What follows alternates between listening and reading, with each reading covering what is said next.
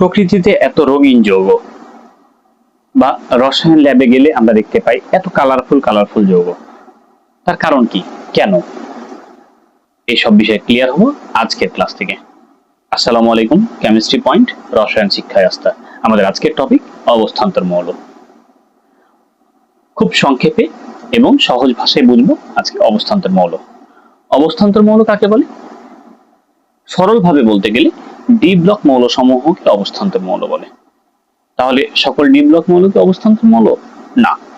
যে সকল মৌলের সর্বশেষ ইলেকট্রনটি যে কোনো ডি অরবিটাল হতে পারে 3d 4d 5d যে কোনো ডি অরবিটালে যদি 1 থেকে 9 পর্যন্ত হয়, 1 থেকে 9 পর্যন্ত, অর্থাৎ কোনো ইলেকট্রনের সর্বশেষ ইলেকট্রনটি যদি ডি অরবিটালে আংশিক পূর্ণ থাকে, তাহলে সে সকল মৌল সমূহকে বলবো আমরা অবস্থান্তর মৌল। উদাহরণস্বরূপ দেখতে পারি আমরা ম্যাঙ্গানিজ 25, আর্গন 18,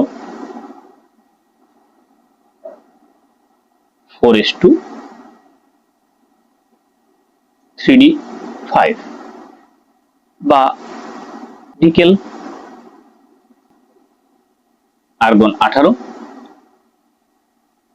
4s2 3d8 কিংবা স্ক্যান্ডেনিয়াম 21 আর্গন 18 4s2 3d1। অর্থাৎ 1 থেকে 9 পর্যন্ত ডি অরবিটাল 1 থেকে 9 পর্যন্ত যে সকল মৌলের ইলেকট্রন বিন্যাসে আমরা পাই সর্বশেষ ইলেকট্রনটি, তাদেরকে বলা হয় অবস্থান্তর মৌল। পর্যায় সারণীতে সাধারণত 3 নম্বর গ্রুপ থেকে শুরু করে 11 নম্বর গ্রুপ পর্যন্ত এই 9টি গ্রুপ, এদেরকে অবস্থান্তর মৌল হিসেবে চিহ্নিত করা যায়।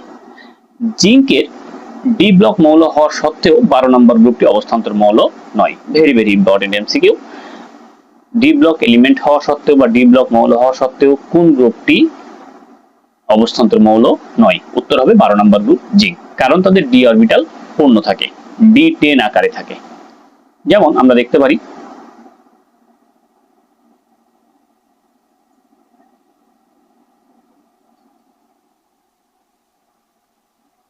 আর্গন 18 4s2 3d10, অর্থাৎ ডি অরবিটাল মৌল হওয়া সত্ত্বেও এটি অবস্থান্তর মৌল নয়, কারণ এর ডি অরবিটাল ফাঁকা বা অসম্পূর্ণ নয়। তাহলে অবস্থান্তর মৌল হওয়ার জন্য আমরা কি বলতে পারি? যে সকল মৌলের সর্বশেষ ইলেকট্রনটি ডি অরবিটালে যায় এবং ডি অরবিটাল আংশিক পূর্ণ থাকে, 1 থেকে 9 থাকে, সে সকল মৌল সমূহকে অবস্থান্তর মৌল বলা হয়। অপরভাবে বলতে পারি পর্যায় সারণীর 3 নম্বর গ্রুপ থেকে 11 নম্বর গ্রুপের মৌল সমূহকে অবস্থান্তর মৌল বলা হয়। অবস্থান্তর মৌল সমূহ অন্যান্য মৌলের থেকে কিছুটা ব্যতিক্রম। এদের চমৎকার কিছু বৈশিষ্ট্য রয়েছে। 1 নম্বর বৈশিষ্ট্য, এরা জটিল যৌগ তৈরি করতে পারে। 2 নম্বর বৈশিষ্ট্য, এরা রঙিন যৌগ তৈরি করতে পারে। 3 নম্বর বৈশিষ্ট্য, এরা একাধিক যোজনী প্রদর্শন করে। 4 নম্বর বৈশিষ্ট্য, এরা প্রভাবক হিসাবে কাজ করে। আমরা আরো বিস্তারিত পরবর্তী ক্লাসে জানব। এরকম ক্লাস পাওয়ার জন্য পেজটিকে ফলো দিয়ে রাখুন। ধন্যবাদ।